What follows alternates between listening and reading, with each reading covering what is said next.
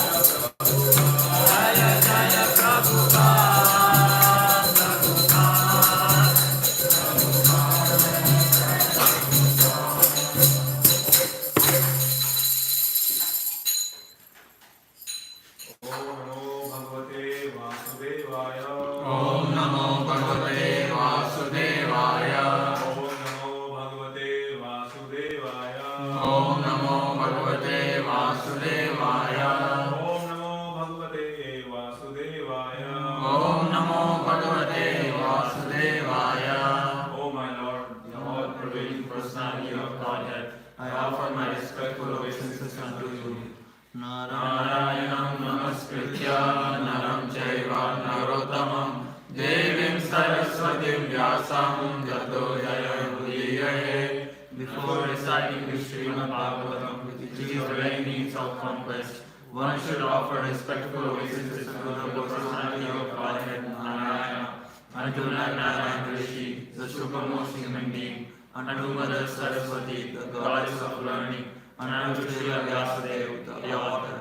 Nashya prayeshu adreshu nityam bhagavat sevaya bhagavate uttama shloke bhaktir bhavati naishtiki. By regular attendance to classes of Bhagavatam and by rendering of service to the pure devotees, all life troublesome to the heart is almost completely destroyed, and loving service unto the personality of Godhead, who is praised with transcendental songs, is established as an irrevocable fact. Om Jnana-Timirandasya Jnana-Jnana-Shalakaya Chakshurunmilitam Yena Tasmai Shri Gurave Namaha. I was born in the darkness of ignorance, and my spiritual master opened my eyes with the torchlight of knowledge, and I offer my respectful obeisances unto him.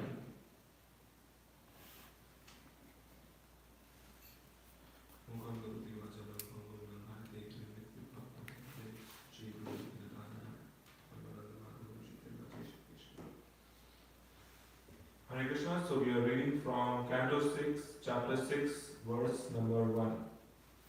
The progeny of the daughters of Daksha. Shri Sukha Vacha Shri Sukha Vacha Tata Prachetaso Sinkyam Tata Prachetaso Sinkyam Anunita Swayambhuva Anunita Swayambhuva Sastim Sanjanayam Asa Sastim Sanjanayam Asa Duritrit Pitravatsalaha Duritrit Pitravatsalaha Shri Sukha Vacha Shri Sukha Vacha Tata Pratetaso Siknyam Tata Prachetaso Sinkyam Anunita Swayambhuva Anunita Swayambhuva Sastim Sanjanayam Vasa Sastim Sanjanayam Asa Duhitrit Pitravatsalaha Duhitrit Pitravatsalaha Shri Sukha Vacha Shri Sukha Vacha Tatha Prachetaso Siknyam Tata Prachetaso Siknyam Anunita Swayambhuva Anunita Swayambhuva Sastim Sanjanayam Asa Sastim Sanjanayam Asa Duhitrit Pitravatsalaha Duhitrit Pitravatsalaha Sri Sukha Uvacha Shri Sukha Vacha Tate Prachetaso Sikhyam Tata Prachetaso Nikyam Anunita Swayambhuva Shashtim Sanjanayamasa Sastim Sanjanayamasa Duhitir Pitirvatsala Duhitrit Pitravatsalaha Tata Prachetaso Sikhyam Tata Prachetaso Sikhyam Anunitah Savayabhuva Anunita Swayambhuva. Prabhu? Shastim Sanjanayam Asa Sastim Sanjanayam Asa Duhitir Pitirvatsala Duhitrit Pitravatsalaha Tata Prachetaso Sikhyam Tata Prachetaso Sikhyam Anunita Swayambhuva Anunita Swayambhuva Sastim Sanjanayam Asa Duhit Pitravatsalaha Duhitrit Pitravatsalaha Shri Sukha Vacha Shri Sukha Vacha Tatah Prachetaso Siknyam Tata Prachetaso Sikhyam Anunita Swayambhuva Anunita Swayambhuva Sastim Sanjayanam Asha Sastim Sanjanayam Asa Duhit Pitravatsalaha Duhitrit Pitravatsalaha Synonyms. Shri Sukha Vacha, Sri Shukavacha, Shri Shukdev Goswami said, Sri Shukdev Goswami said, Tatha, Tata, after that incident, after that incident, Rachetasaha, Jetasaha, Daksha, Daksha, Asiknyam, Asiknyam, in his wife named Aksini, in his wife named Akshini, Anunitaha, Anunitaha, pacified, pacified, Swayambhuva, Swayambhuva, by Lord Brahma, by Lord Brahma, Sastim, Sashtim, 60, 60, Sanjanayam, Sanjayam, Asa, begot, begot, Duhitrit, Duhitrit, daughters, daughters, Pitravatsalaha, Pitravacha, all very affectionate to their father. all very affectionate to their fathers. Translation and purpose by His Divine Grace Sri Bhaktivedanta Srila Prabhupada ki. Translation, everyone together. Shri Sukdev Goswami said, My dear king, thereafter, at the request of Lord Brahma, Prajapati Daksha, who is known as Prachetasa, begot 60 daughters in the womb of his wife Akshini. All the daughters were very affectionate towards their father. Purport, anyone would like to read? Purport. After the incidents concerning the loss of his many sons, Daksha repented his misunderstanding with Narada Muni. Lord Brahma then saw Daksha and instructed him to beget children again. This time Daksha was very cautious to beget female children instead of male children, so that Narada Muni would not disturb them by arguing them to accept the renounced order. Females are not meant for the renounced order of life. They should be faithful to their good husbands. For if a husband is competent for a liberation, his wife will also achieve liberation with him. As stated in the Shastras, the result of a husband's pious activities are shared by his wife. Therefore, a woman's duty is to very chaste and faithful to her husband. Then, without separate endeavor, she will share in all the profit of husband's earns. So, as we have seen in the previous chapter, how the 10,000 children of Daksha were being made brahmacharis by Narada, and after that, Prajapati Daksha begot 1,000 more sons. So total 11,000 sons, and all of them, Narad Muni made them brahmacharis. So as you can see over here, Prajapati Daksha was very angry because of that, and that is why he cursed Narad Muni that he won't be able to stay at one place for a long time. And then Daksha went to Lord Brahma, and then he told him that, this is the situation, you have given me a duty to progenate this, this material world, but I'm unable to do so because, this had happened. So, but then Lord Brahma told him that, we need a man and woman to progenate, so why don't you progenate women this time? So this time we see that he had progenited 60 daughters. So from the 60 daughters, 10 daughters were given to charity for progenation to Yamraj, 27 were given to Kashyap Muni, 27 were given to Moon God, 17 were given to Kashyap Muni, and 2 were given to Angira, Shanava, Shasvana, and Bhuta. So there you can see there are like 60 were given, distributed in charity for the population, for progenation of the population. And all these, all these progenies were different kinds of various human beings, different kinds of various living entities, such as human beings, demons, demigods, beasts, birds, and serpents. So you can see a lot of progenation was done this time when he had begot daughters. And here the purport mentions that females are not meant for the renounced order of life. So females are generally, they need, according to Shastras, they need to be under protection of a father or a husband, and then as a son. So someone has to be there because they need protection, right? And that is why it is said that, and it also mentions that the wife gets 50% of the pious activities and whatever the husband does. So what the wife has to do is just to be chaste with her husband, and just to be just to be chaste wife, and then she can get 50%. That's so great that you are getting the fruits of somebody else's hard work. So that's really nice, and I think that's why it says that a woman's duty is to be very chaste.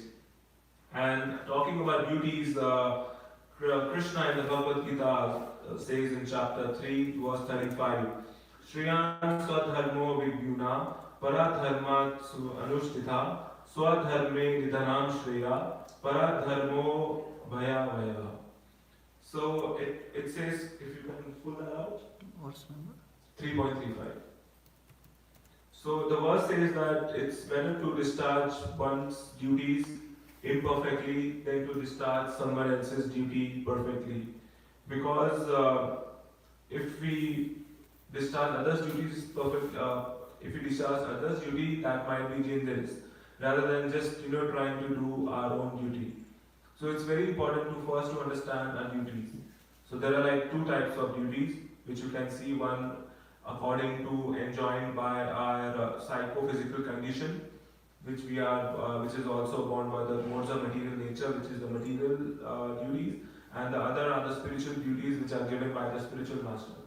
So we should not try to imitate and do somebody else's duty and just to stick to what duties we have been given to do, right? And but we can transcend the stage, and we can do, and when we are in fully Krishna consciousness, then maybe we can do duties whatever has been given by a spiritual master. So for example, we can see Prabhupada, like how he was being given the duty to preach the message of Krishna consciousness on the West, and then he just strived for it, and it was so difficult for him to to travel in the ship, and he got heart attacks, but still he was determined to preach this message. And similarly, we can see Brahmana, he is usually mostly in the mode of goodness, and he is like non-violent. So he can't be a Kshatriya, which is, mostly he is in the mode of passion, and he can be violent as well when required. And we can see in the Shastras there are many exalted personalities who have transcended this stage, where you can see Vishwamitra Muni, who was Kshatriya, but he also could become a Brahmana, as well as we can see Parshurama Muni, where he was a Brahmana, but he also became a Kshatriya as well. So duties is very important to understand about our own duties.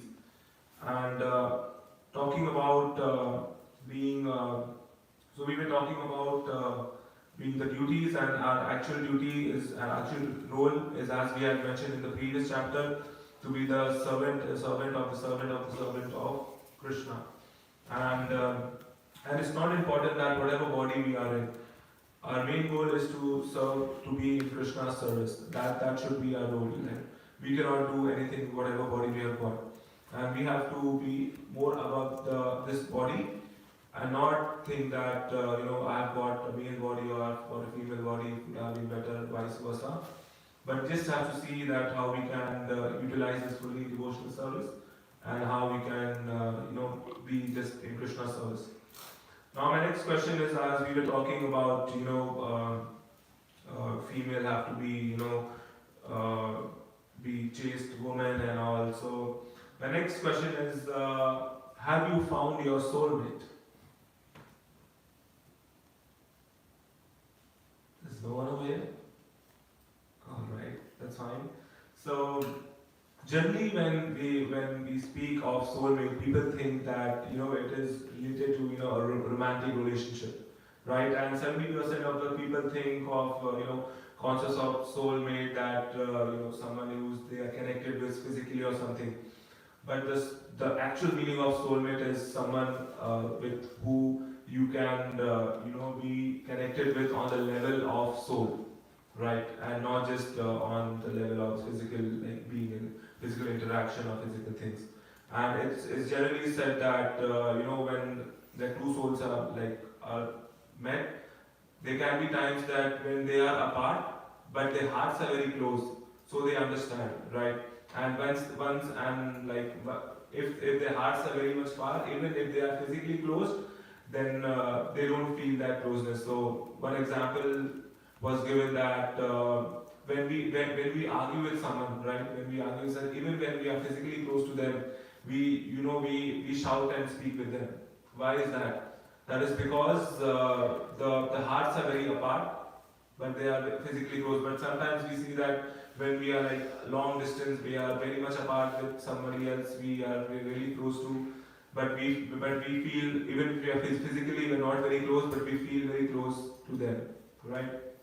So this is the real meaning of being a soulmate. And so there is a difference between spiritual and material relationship, right?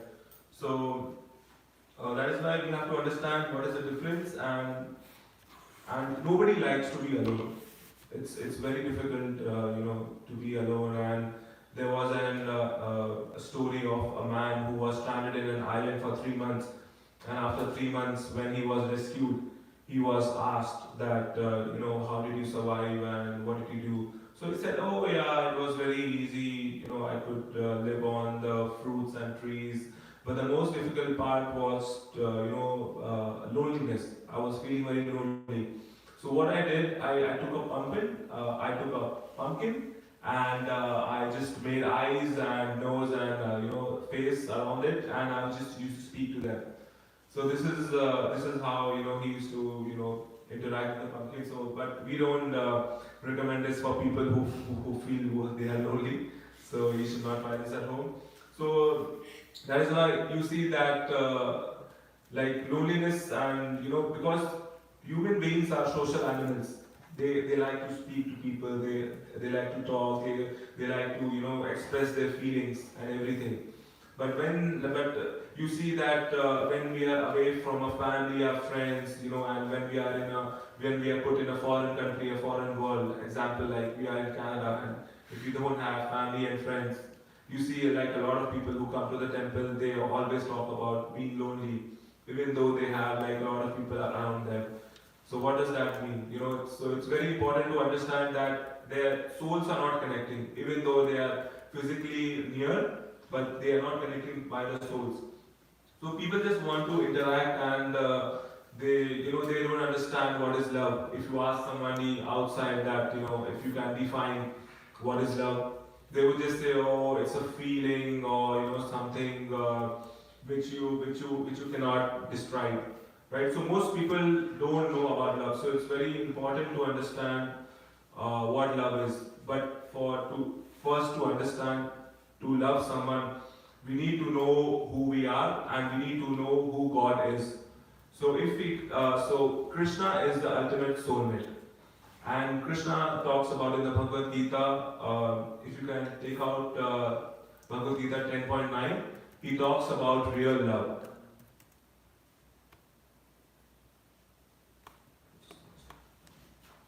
What is real love? Love is love.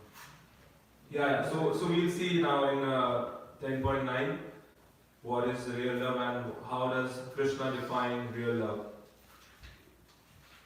So Krishna says, Mat chitta matkata prana bodhayanta parasparam katayantascha mam nityam tustanchita ramanticha.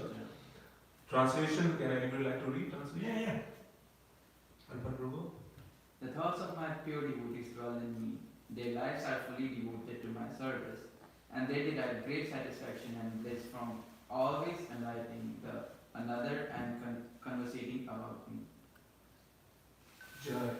So we see how Krishna mentions about the pure devotees, and how they are always in his service and always talking about him, and they desire great satisfaction from that. It's not that they are doing it just for the sake of it. So that is what we have to be. So a soulmate is someone which we are deeply spiritually connected with, right? And how to know the strength of our spiritual, our spiritual relationship like we have. So how do we understand if our relationship is material or spiritual, right? So that would be a very next question.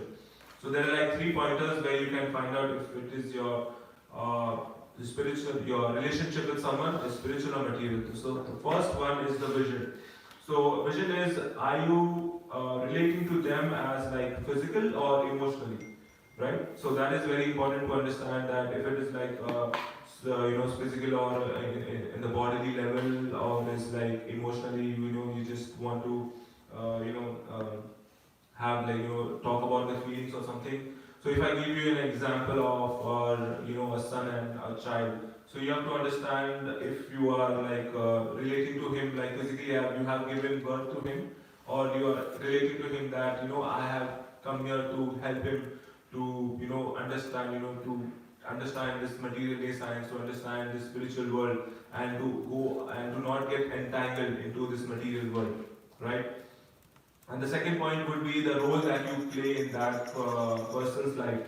So, is it something that you want something material from them, or is it something that you want to help them spiritually? So, if you take example of what I was giving of the son and the parent.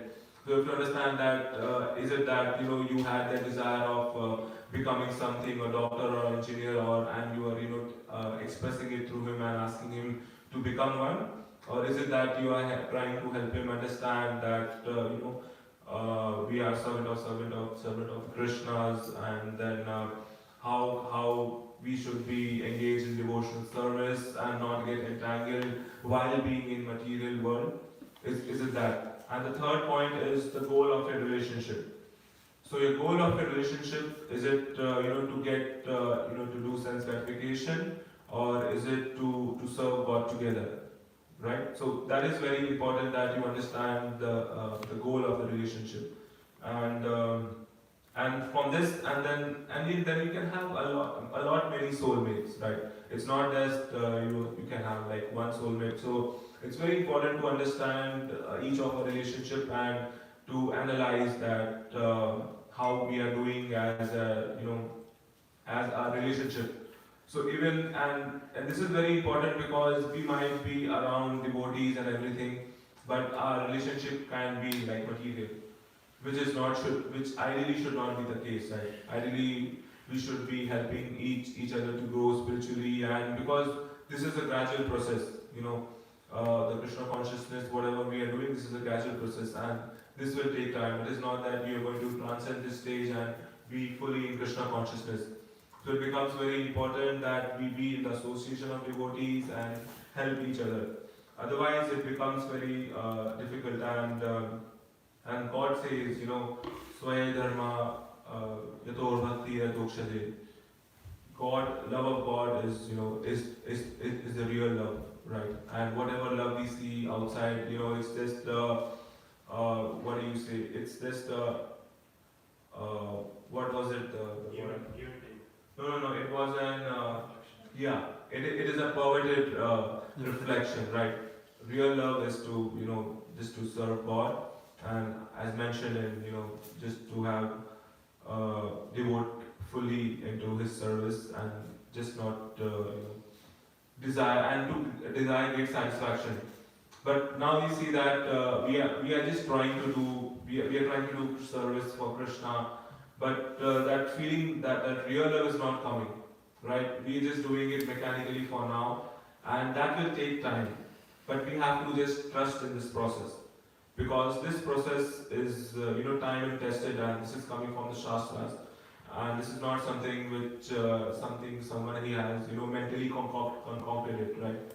Krishna himself came as Chaitanya Mahaprabhu to give us this Harinam and chant the names of the Lord, and how we can come out of this material world, because this world is Dukhalima Shashvatam, as you all know, right?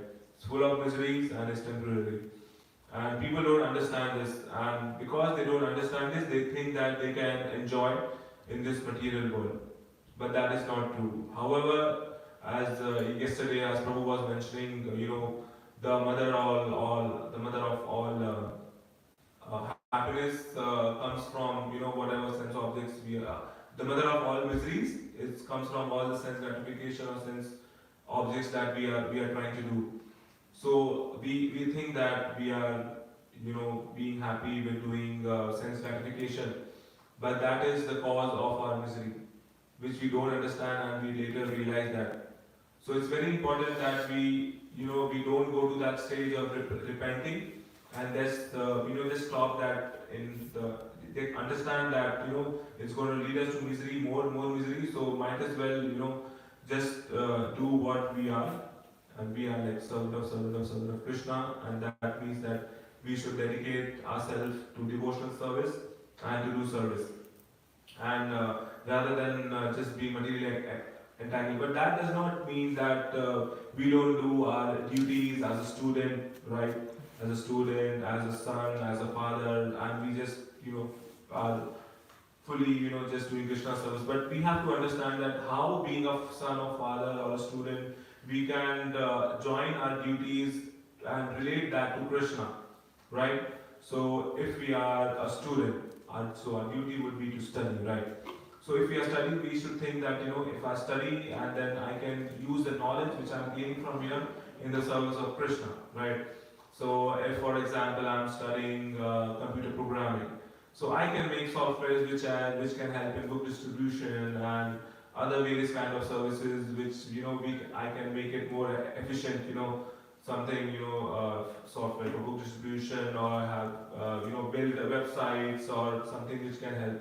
Right? That should be our main motive. But in the material world, people just want to gain skills and everything, just to gain money, right? And the only purpose, and we have been seeing that since childhood, that we have been seeing people around us, they just want to earn a lot of money, and not to do Krishna service. And that is how we become programmed, right? We see others, fighting and trying to gain skills which can help them get the most money, and then we also follow them. But later on, we realize that this is not what we really like, or what we want to do, what we would like to do. Right? We realize this later, but it's better that we realize sooner than rather than later. And once we realize that, we should first understand that what is our nature, how can I best utilize my service in my body in Krishna's service, and then go to that in that route, right? And rather than just to imitate someone that someone is a very good speaker, so I also want to become a good speaker. But no, you can do other various kind of services as well, right? There are a lot of services which you can find yourself, what you really enjoy doing. Because if you try to imitate other services, then it might be very difficult and you might not enjoy it, and rather you might leave Krishna consciousness as well, which you would not like to do, right? Because if you're doing somebody else's duties and you get frustrated because you anyways are not able to do it, and then you're like, oh, this is not just for me, and other people are doing it so well, and I am not able to do that so well, so it doesn't make sense. So it's very important that we do our duty, and we understand that we are not this body, right? And Krishna says in the Bhagavad Gita, he says in 15.10 that ignorant people, they don't understand that they don't perceive the soul, and that it resides in the body, and they continue to do on doing sense gratification and sense objects. So it's very important that we understand this, and the main goal is that example given is that of a person in a jail, right? If you are in a jail, you would want to get out of it. But a person who is very comfortable in a jail, he would not want to get out of it, right? But a person who is very much wanting to get out of the jail, he would do things and everything, and he would try to do all his duty perfectly. He would try to know how can I get out of the jail faster. So similarly, we are in this situation.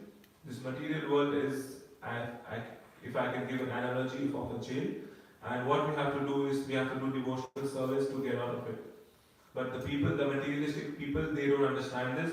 They just are comfortable with their lives, and they're like, oh, we just get one life, and they don't understand that we have been taking births from billions of life, and this life is just one chapter of a book and not the whole book. So we need to understand that there is something else also, and as we had seen in previous this about the karmas which we accumulate, right? The prarat karma, the aprarat karma, the kriyamana karmas, right?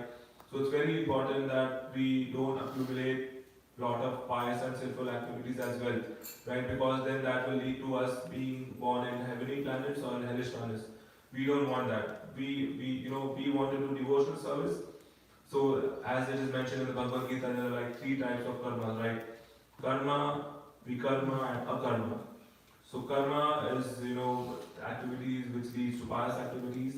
Vikarma are activities done which leads to sinful activities, and what we are supposed to do is akarma, which is devotional service, and that only will lead us to Krishna and understand that we are not this body, and we are the servant of Krishna. So and one of the obstacles which comes in this way is the desires. Right? We understand that we have a lot of desires in ourselves, and those desires might be materially. Most of them are materially, and some might be spiritually. Right? But once we understand about how we are spirit souls and not material, then our spiritual desires. But earlier, when we did not understand this, we had only material desires. Oh, I want more money. Oh, I want more, a bigger house and all. But we have to understand that that will not lead us to anywhere, right? Gaining all these materialistic things, because we all are going to die today or tomorrow, right? So it doesn't understand to do something hard work for something which is going to be temporary for us, rather than do something which will help us, in our future lives as well, and get out of this material world, right? So we have to understand that the duties which we are doing in the material world, and we have to understand that we are this material world, and animals as well are in this material world, but they don't have to work so hard for food. But human beings are the only species, entities that they have to work so hard to get food. So what we are missing is the faith in God, right? If we are devotees of the God, the Lord will really provide us what we really want. It's mentioned in Bhagavad Gita that He will provide us what we want, and He will preserve what we What we have and what we have, and then he will provide what we lack. Right? So it's very important that the first stage in devotional service is the faith. Like we listen about Krishna, we listen about everything, and we understand that we are servant of Krishna, but we don't have the faith in it. And the faith is very important, because if we don't have the faith, then we can, and Maya can really attack us anytime, right? And Maya is just, as if I can define Maya, is just standing in the corner just to try, just waiting to pounce on us. So it's very important that we understand that we have to do devotional service, and there is someone. If we don't do devotional service, then we might be attacked by Maya, and then we might be entangled in this material life, which we have been, having taken many millions of births, we have been already been. So why not just give one life to Krishna, right?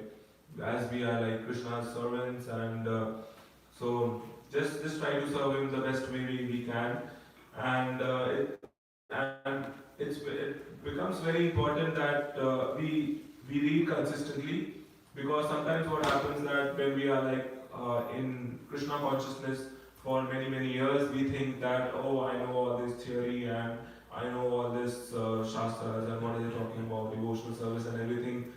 But what we don't understand that we are by not reading, we are losing the faith, right? So to keep the faith intact, we have to read about the devotees and what messages they are giving to us, because the messages and everything, whatever the teachings of the Srimad Bhagavatam is very relevant for us in this material world, right?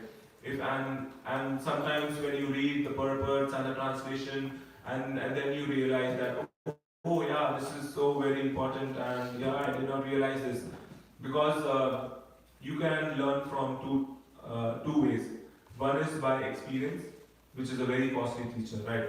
You can have your whole life and then you understand that, oh, I'm not this body and I wasn't supposed to work hard, so hard for something which is going to be anyways temporary. But the second one, most economical teacher, is by hearing and listening, right? If we hear and listen, if we read, right? Reading is also one type of hearing, right? So if we read the scriptures, we then gain the experience of so many people and we then understand. But it is our responsibility that we don't take this teachings and learnings very lightly, right? We have to make sure that whenever we read something in the Bhagavad Gita and the Srimad Bhagavatam, we try to analyze that how I can inculcate this in my life. How I can use this practically, because Krishna is not just talking superficially or something that is out of this world or something which cannot be implemented. But we have to understand that there are three modes of nature, how we are influenced by it, and how we do things because we are like conditioned souls, right? Because we might be devotees, but sometimes we do activities which we don't think are prescribed duties of being a devotee, and then we repent that, oh, why did I do this? Why did I do that? I shouldn't have done this. I shouldn't have done that. Right? But we should understand that, okay, I did this. I'm a conditioned soul, but I have to make sure that I don't do this again. Right? And that way we learn from our mistakes rather than committing the same mistakes. Right? In our life, we should make as many mistakes as we want, but we have to make sure that we don't commit the same mistakes again and again, because that means that you are not learning from your mistakes. If you are learning from your mistakes, then you would realize that you would be more careful to not make that mistake again, right? And it doesn't make sense that if you are making the mistake again and again, right, that would that would feel that you are just doing it you are not being careful. And in devotional service, we have to be very careful. Yes, Prabhu, you have a question. Prabhu, man is dependent on a woman to take birth. How can a woman be dependent on why does she need to be dependent on a man? Or why does she need to be protected by a man? Yeah, that's a very good question. Again? That's a very good question. The question was, he said that why a woman has to be dependent on a man, right? That was the question, because a woman begets the children, right? Yeah. So recently, not recently, like last year, when Partha and Anutama Prabhu had come, they live in Sharanagati village, and they were talking about how it becomes very difficult for them, for her, if her husband wouldn't have been there, because there are a lot of like physical activities and menial activities which a man can only do, right? Which might not be very suitable for a woman to do, right? So there are like physical activities, as well as the man gives the protection in the form of like financial security, and then like emotional security, so there are a lot of securities which a man provides, right? So, and you have to understand that to progenate a child, we need both man and woman, right? So it's not that only woman is begetting the child, so she's like higher, but we have to understand that someone has to give the seed, and then only she can beget a child. So both have an equal importance, and it's not that it's that only a woman is more given more importance to having a child or something, but it's the duty of both, right? It's both their duties, and that is why they are not like physically strong, if I could put that in that word. So they really need protection of someone, and because this is like Kali Yuga, and how the people are outside, and that is why in India as well as everywhere around the world they say that you should not go out in the night, because it might not be safe for them, right? We are not telling them because we want to curb their freedom, but we are telling them because we love them and we don't want to put them in danger. We tell them because we want them to be protected. and it should not be taken as an other way that we are trying to curb their freedom. And vice versa, they should also understand that they understand us, they really love us, and they are really concerned about us.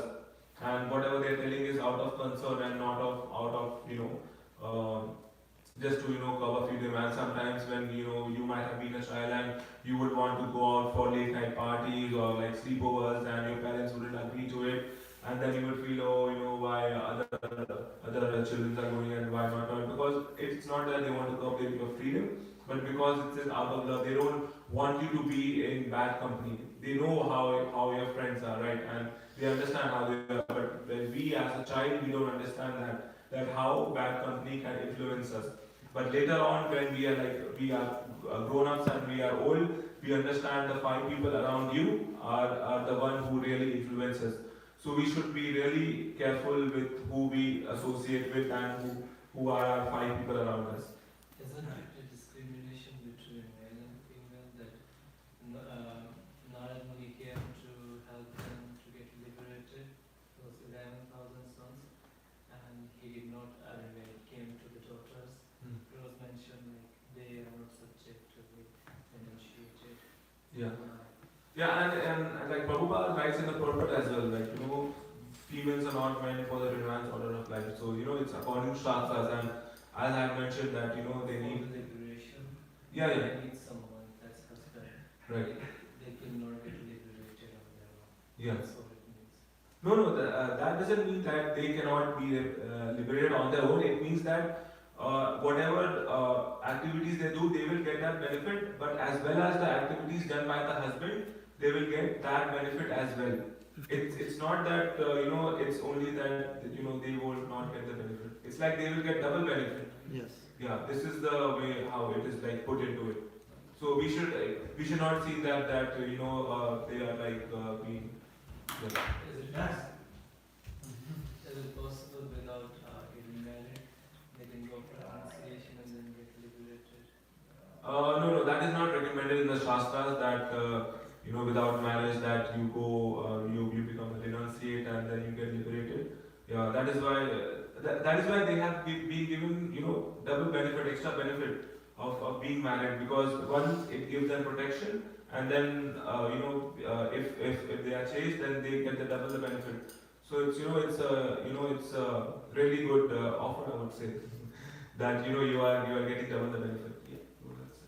You mentioned bad association. Yeah. So is it worse to be married to a materialistic karmi, or is it better to wait?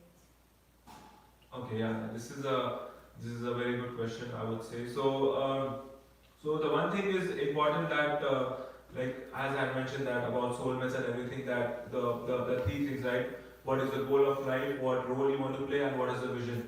So these three things has to be very much clear about whoever the person is, right? If this if the goal is to serve Krishna together, and the role you are playing is to help them spiritually, and then you see them, the vision, you see them not as a bodily conscious, then it makes sense. Otherwise it doesn't make sense, right? Otherwise it's just going opposite direction, that that person is like materialistic and he just wants material things, and then you are into devotional service. So that's just going to keep your hearts very much apart. So it's really better that if you could wait and just be patient in this terms, rather than just going hastily in someone who is just materialistic. And also, I know the traditional system was like the parents or Yeah. the father fix. Yeah. So that's done because to make sure the social and material things are similar. Yeah. But if that system is not in place, is it okay to think that the spiritual and faith aspects will override the material differences? So can you just the last part of the Is it question? okay to think that the spiritual aspect will override the material differences, or? No, so in the earlier Vedic days, what used to happen that everyone was very spiritual, and in that way it used to only be how we are connected, and how we are what do I say, how can we are at the same level, right? It just make about that sense, and and our parents are trying to help us, right? They want us to grow, and especially like if there are devotees in the devotional service, they just want to help us to grow spiritually, and hence they would want someone who is like who could help you as well, and you could help each other to grow spiritually. But then if you are like given a person who is like materialistic, but our majority of the our main focus should be to be elevated spiritually, right? Like material things can come, but it should not be like the major part of whatever the relationship is, right? It should be only like little part of it, some part of it, just to like sustain yourself and everything. But the major part of your relationship, the goal of the relationship, is to be more spiritually inclined. Is that, if I could answer your question? Yeah. Yeah. Because also in Shastra and stuff, it says like in our case, caste marriage is not recommended and stuff. So it's just hard to like think about like two sides, because if you do choose like, because also like the verse you mentioned, prescribed duties. Yeah. What if your prescribed duties are very opposite and very simple? Yeah, exactly. Is it better to avoid those, or is it better to do those to the best of your capacity? Yeah, that makes sense. So yeah, so as you had mentioned about prescribed duties and getting married by the caste, yeah. So there are like various like more and more castes in the Shastras. It's only written about like the four varnashrams, right? Brahman, Kshatriya, Vaishya, and the Shudra. But you can see that human entities, they have more further divided these castes into various further other castes, which are not really like required, right? We really have to understand that what from the four varnashrams what we are in, and then maybe just to we have someone who is on the same level, and and then that could make sense rather than just being just being related to like a specific caste which we might identify ourselves as, and that does not make sense. And also, as you had mentioned about the duties as well, right? That is very also important that we make sure that our duties align, so that we are on the same level, and yeah, that way. And also, so if the woman takes 50% Yeah. fruit, Yeah. does that also apply if the man is very sinful in nature? Or does she also take part of negative karma? Oh yeah, that's a very good question. So in the purport it says that the results of the husband's pious activities are shared by his wife. So only the pious activities are shared, not the sinful activities. So that's good news. Yeah. So you guys can be now believe. Yeah. So this is something which is very good. That you only share the pious activities, and it has a condition that the woman has to be very chaste and faithful to her husband. Then only she will, get the fruits. Otherwise, it will not. So yeah, you have to make sure that the condition is fulfilled as well. Otherwise, you won't get the result of that. Yeah. Hare Krishna. Yeah. Yes, Prabhu, thank you so much for this amazing lecture. As you mentioned in verse 10.9, like there you have said like devotees they feel bliss and then they feel really happy while glorifying each other. Here also we try to glorify each other, but I feel somewhere like to that extent in which like it's mentioned over there, they are not like we are saying it because we are loving this thing, but we have not somewhere felt this thing like this devotee have done like a lot of things, so we don't have like a lot of appreciation for devotees. So how can we grow more eager to appreciate devotees? Yeah. So as I had mentioned that this process is a gradual process, and firstly when we start this process, it would feel very mechanically, right? When we ask to do chanting, I myself remember that how it was difficult for me to chant and come to 16 rounds and everything. But now it's just very smooth, right? So it's just a gradual process. So first we should take it as mechanically, and then it will come from inside. So we should have this have faith into it that there would be a time that it will come out from our heart. But then for now we just have to make sure that we keep on doing it, so that it comes within our heart, because that is how the cleansing of the heart is going on, right? And glorifying the devotees of the Lord is also very pleased that someone is glorifying my devotee as well. So in that case, the devotee is also pleased and the Lord is also pleased and you are also cleansed, right? So it's like you get a lot of like three, you will hit one arrow and you get three aim. You aim three targets. So that is how we should look into it, and not as way that I'm not feeling it and I'm not doing it. But we also have to see that our appreciation is helping that devotee to do his service more better, right? So that should be our mood to help the devotee, as I have mentioned, the role that we play, right? This is also one type of role. If we glorify someone, we are helping them grow, right? When we appreciate the work and when we give them feedback. That is why we said that how feedback is very much important and how we should give the feedback in the sandwich mode, right? Yeah. All right. I think it's 8:30, so we'll close it for now. Grantaraj Srimad Bhagavatam ki